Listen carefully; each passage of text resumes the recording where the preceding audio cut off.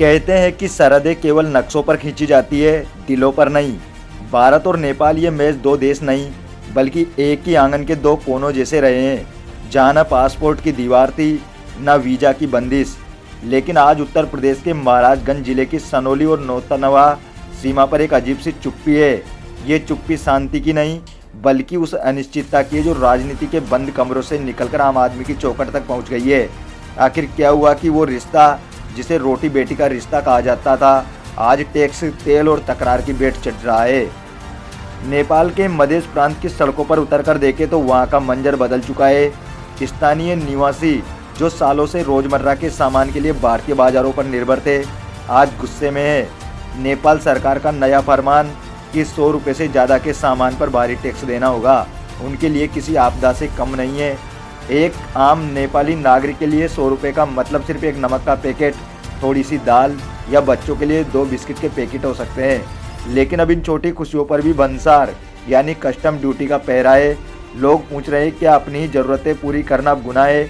ये गुस्सा सिर्फ आर्थिक नहीं है, ये उस भरोसे का टूटना है जो दशकों से सरहद के दोनों पार कायम था। तनाव तब और बढ़ गया जब नेपाल में डीजल की कीमतों में अचानक 33 रुपये प्रति लीटर का उछाल आया। रातों रात नेपाल की गाड़ियाँ, ट्रक और बसें भारतीय पेट्रोल पंपों की तरफ दौड़ पड़ी। नतीजा ये हुआ कि नौतनवा और आसपास के इलाकों में भारतीय नागरिकों को ही अपनी गाड़ियों के लिए तेल मिलना दूभर हो गया। जब स्थिति बेकाबू हुई तो भारतीय प्रशासन को कड़ा फैसला लेना पड़ा। एसडीएम नवीन प्रसाद का एक आदेश और पूरी सीमा पर हड़कंप मच गया। दोपहिया को 3 लीटर, कार को 10 लीटर। ये पाबंदी केवल तेल पर नहीं थी, बल्कि एक चेतावनी थी कि जब संसाधनों की बात आएगी तो प्राथमिकता अपने ही नागरिक होंगे। ये नज़ारा दिल दुखाने वाला था। एक तरफ तेल की ज़रूरत और दूसरी तरफ नियमों की जंजीर। इस पूरे घटनाक्रम के पीछे काठमांडू की बदलती राजनीति है। बालिन शाह के प्रभाव वाली सरकार ने स्वदेशी नीति और राष्ट्रवाद का नारा दिया। मकसद था नेपाल के घरेलू बाजार को मजबूत करना। लेकिन क्या ये दाव सही बैठा? जानकारों का मानना है कि भारत पर दबाव बनाने की कोशिश में नेपाल ने खुद को ही आर्थिक चक्रव्यूह में फंसा लिया है। नेपाली कांग्रेस, सीपीएन, यूएमएल और जनता समाजवादी पार्टी जैसे दल अब अपनी सरकार के खिलाफ खड़े हैं। उनका कहना है कि भारत के साथ रिश्तों की कीमत पर राजनीति नहीं की जा सकती, क्योंकि जब सीमा बंद होती है तो नुकसान सिर्फ व्यापारियों का नहीं होता, उन लाखों रिश्तों का होता है जो इस पार और उस पार ब्याहे गए हैं। इसका असर केवल बॉर्डर तक सीमित नहीं है।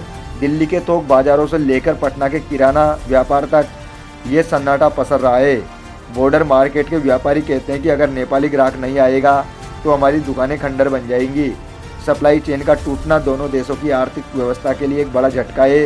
ये मामला केवल टैक्स का नहीं, बल्कि उन हजारों मजदूरों और छोटे व्यापारियों के भविष्य का है जो हर दिन इस उम्मीद में दुकान खोलते हैं कि सरहद के पार से उनका भाई सामान लेने आएगा।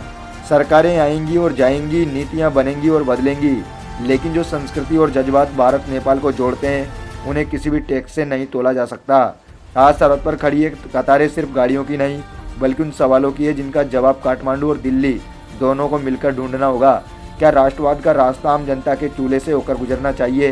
क्या एक छोटी सी नीति के लिए हम सालों पुराने भाईचारे को दांव पर लगा सकते हैं? अपनी राय हमें कमेंट बॉक्स में ज़रूर दें। अगर आपको ये रिपोर्ट महत्वपूर्ण लगी तो इसे साझा करें